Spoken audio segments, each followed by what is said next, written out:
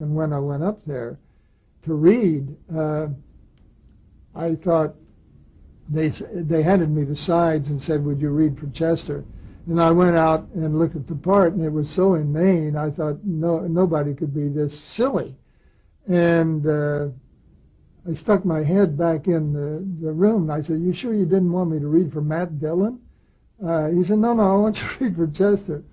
So I thought I would correct I would use all of my actor studio technique and the method and all of that, and I would correct that character. I'd make him real. I'd bring it from myself.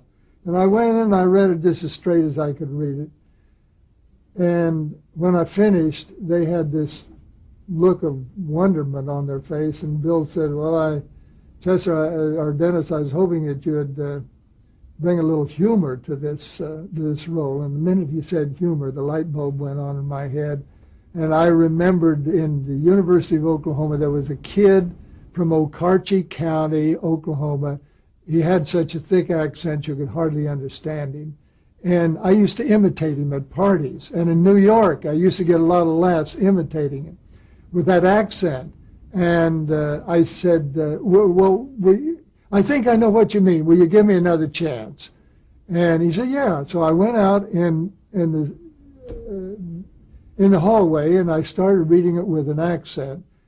And for example, at parties, I used to say, "Alice, get the dish rag and wipe under that baby's nose. If there's nothing I can't stand, it's nastiness."